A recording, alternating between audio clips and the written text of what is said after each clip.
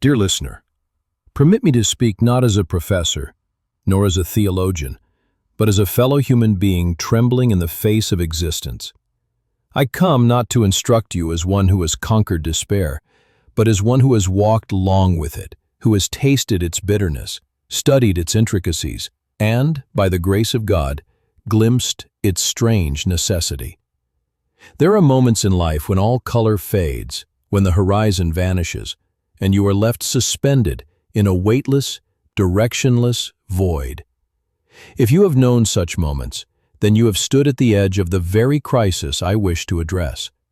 Let us not call it depression too quickly, as if a word could bind the wind.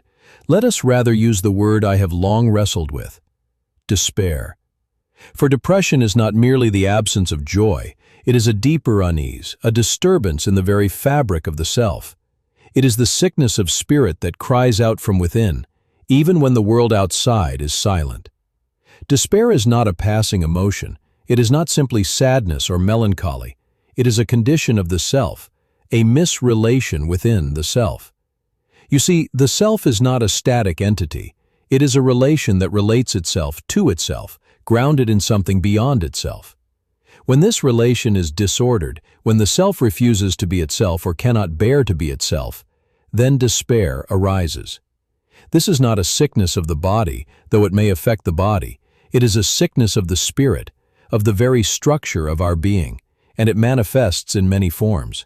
There are those who are in despair and yet do not know it. They laugh loudly, accomplish much, appear content, but inwardly they are estranged from themselves. They are caught in what I called the despair of finitude, lost in the externals of life, buried in tasks, careers, distractions, and never once pausing to ask, "Who am I?" They avoid the deeper questions for fear of what the silence might reveal. Then there are those who know all too well that they are in despair. Their despair is not hidden, it burns like a fire. This is the despair of infinity, the soul that knows it is more than its job, its relationships, its reputation, but sees no way to reconcile that infinite longing with the limits of human life. This despair is not born from weakness, but from a terrifying clarity. But both forms arise from the same root, the failure to rest transparently in the power that established the self. The self becomes either so immersed in the world that it forgets its eternal dimension, or so preoccupied with its spiritual dimension that it forgets how to live in the world. In both cases, the self becomes divided, unmoored, ill. We live in an age that rewards distraction. Busyness is mistaken for purpose. Efficiency is mistaken for virtue. We scroll, we consume, we work, we perform. But rarely do we stand still long enough to hear the quiet voice within us saying, "I am not well." And so we become strangers to ourselves. The modern person is taught that identity is something one invents, that meaning is something one manufactures. But this places the unbearable burden of creation on shoulders not meant to bear it. The result? Despair. Silent, simmering despair.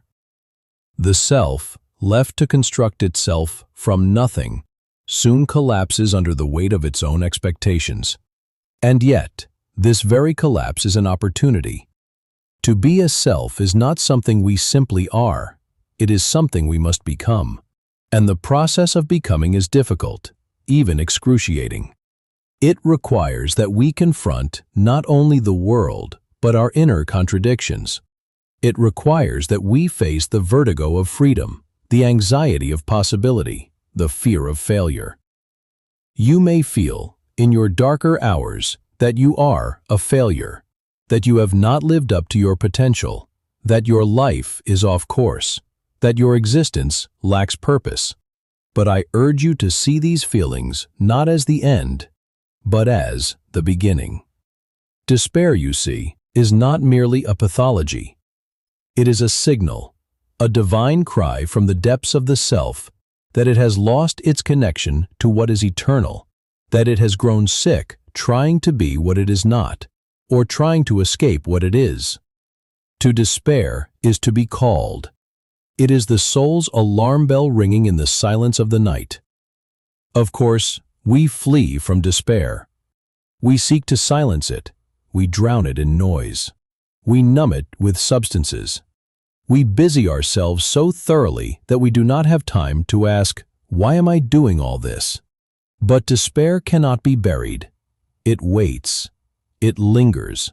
It abides in the depths of the spirit until the mask cracks, the performance fails, the silence returns. And then it speaks. Many people mistake their symptoms for the sickness itself. They think despair is about feeling sad. But no, it is about being untrue to oneself. You can laugh and still despair. You can succeed and still despair. You can be surrounded by people and still feel utterly alone. Despair is subtle. It does not always scream. Sometimes it whispers, gently, almost kindly, "This is not who you are." And it waits for you to finally listen. In my writings, I called despair the sickness unto death. It does not kill the body, but it corrodes the soul. It hollows out life from the inside until all that remains is the appearance of living. But this death is not final. It is a death that precedes resurrection. When a person recognizes their despair, not just intellectually, but inwardly, they stand on sacred ground. Why?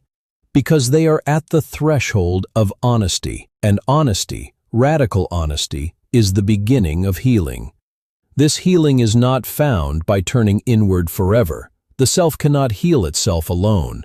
It must be grounded, not in the world, not in other people's opinions, not even in one's own achievements, but in the source of all being. The self is a synthesis of the infinite and the finite, of freedom and necessity, of time and eternity.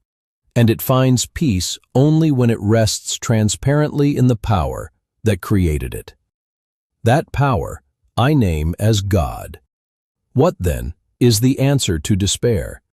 Not distraction, not productivity, not even self-help. The answer is faith. Not faith as mere belief, not faith as doctrine, but faith as existence, a mode of being. Faith is the courage to stand before God and say, I do not understand, but I trust. I cannot carry myself, but I believe I am being carried. I am not my own, but I am known. Faith is not the absence of suffering. It is the transformation of suffering. It is the realization that even in the darkest night, there is light that does not flicker. Even when the self trembles, there is a ground that does not move. And so we learn to say, not as a cliché, but as a profound confession, this is not the end of my story. If you are in despair, take heart. You are not lost. You are being called. You are being summoned to a greater honesty, a deeper surrender, a fuller life. The one who feels despair has already begun to wake. You are not broken. You are not hopeless. You are in the process of becoming. But do not walk this path alone. Speak, write, cry, pray, seek out those who will not try to fix you, but who will sit beside you and hold space for your becoming. And above all, be patient. Becoming is not fast. Transformation is not easy. But it is possible, and it is worth it. In the end, what is required is not a perfect understanding, but a leap. A leap not of logic, but of faith. You do not leap into the void. You leap into the arms of the eternal. And in doing so, you rediscover that the self is not meant to be autonomous. It is meant to be loved. So, if you find yourself today in the dark, remember, your despair is not meaningless. It is the groaning of a soul that longs to return to its source. It is the quiet voice that says, you are more than this pain. You are called. You are loved.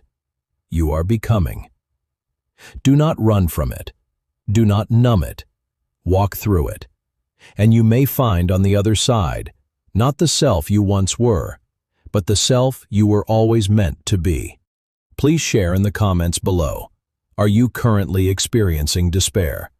And what techniques do you use to cope with it and overcome it?